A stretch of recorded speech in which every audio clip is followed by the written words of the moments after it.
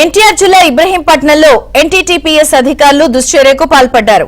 కృష్ణానదిలోకి కలుషితమైన బూడిద నీటిని వదిలేశారు. బూడిద రవాణా కాంట్రాక్ట్ ను ప్రైవేట్ యాజమాన్యానికి ఇవ్వడంపై 45 రోజులుగా స్థానిక లారీ యజమానులు ఆందోళన చేస్తున్నారు.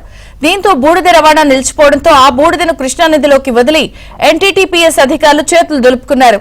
కృష్ణానది పూర్తిగా బూడిదతో నిండిపోవడంతో స్థానిక ప్రజలు తాగునీటికి తీవ్ర ఇబ్బందులు ఎదుర్కొంటున్నారు. ఎన్టీటీపీఎస్ నిర్లక్ష్యంపై లారీ యజమానులు స్థానికులు ఆందోళనకు దిగారు.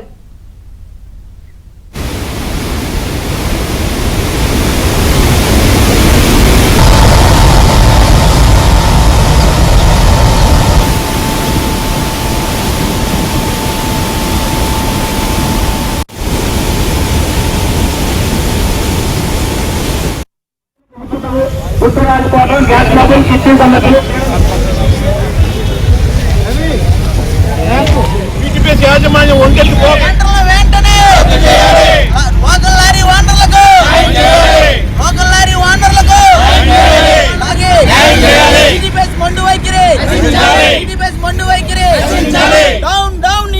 నమస్కారం. ఈ రోజు వీటీపీఎస్ వారి మొండి వైఖరి వల్ల ప్రజలు ఎంతో ఇబ్బంది పడుతున్నారు. వాళ్ళు ఏకపక్షంగా వాళ్ళ నిర్ణయాలు తీసుకుని లోపభూయిష్టంగా ఉన్న టెండర్ ని ప్రైవేట్ వాళ్ళకి అప్పచెప్పి ఎంతో అన్యాయం చేస్తున్నారు. ఈ చుట్టుపక్కల గ్రామాలకి ఇక్కడ బూడిద కాలుష్యాన్ని ఎప్పటి నుంచో అరికట్టమని చెప్పి మేము వేడుకుంటుంటే దాన్ని ప్రైవేటీకరణ చేసి వాళ్ళు చేతులు దులుపుకున్నామని చెప్పి ప్రయత్నాలు చేస్తున్నారు. దీన్ని తీవ్రంగా చుట్టుపక్కల గ్రామాలు కానీ ఇక్కడ ఉన్న వాటర్ ఫీల్డ్కి సంబంధించిన లారీ ఓనర్లు కానీ తీవ్రంగా ఖండిస్తున్నాం.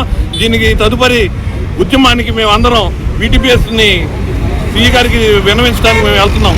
7 గ్రామాల పొల్యూషన్ గ్రామాల ప్రజల్ని మభ్యపెట్టి నిన్న వేడి నీళ్ళ కాలువలో మొత్తం బూడిద వదిలి మొత్తం కృష్ణానదిలో కలిసి ఇది మొత్తం కూడా విజయవాడ ప్రాంతం వాసులకు కూడా ఈ జబ్బులు వస్తాయి. ఇవన్నీ తెలుసుకొని వీటీపీఎస్ యాజమాన్యం కానీ ప్రభుత్వం కానీ చంద్రబాబు నాయుడు గారు ఇదంతా ఆలోచించి ఈ టెండర్లు రద్దు చేసి మాకు ప్రజలకు న్యాయం చేయాలని, ఈ లారీ ఓనర్లకు న్యాయం చేయాలని, ముందు టెండర్లు రద్దు చేయాలి, మాకు న్యాయం చేయాలని మేము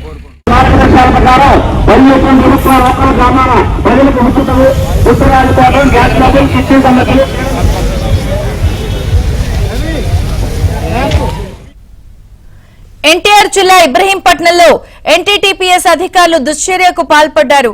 కృష్ణానదిలోకి కలుషితమైన బూడిద నీటిని వదిలేశారు.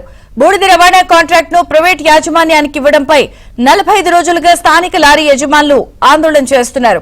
దీంతో బూడిద రవాణా నిలిచిపోవడంతో ఆ బూడిదను కృష్ణానదిలోకి వదిలి ఎన్టీటీపీఎస్ అధికారులు చేతులు దులుపుకున్నారు. కృష్ణానది పూర్తిగా బూడిదతో నిండిపోవడంతో స్థానిక ప్రజలు తాగునీటికి తీవ్ర ఇబ్బందులు ఎదుర్కొంటున్నారు. ఎన్టీటీపీఎస్ నిర్లక్ష్యంపై లారీ యజమానులు స్థానికులు ఆందోళనకు దిగారు.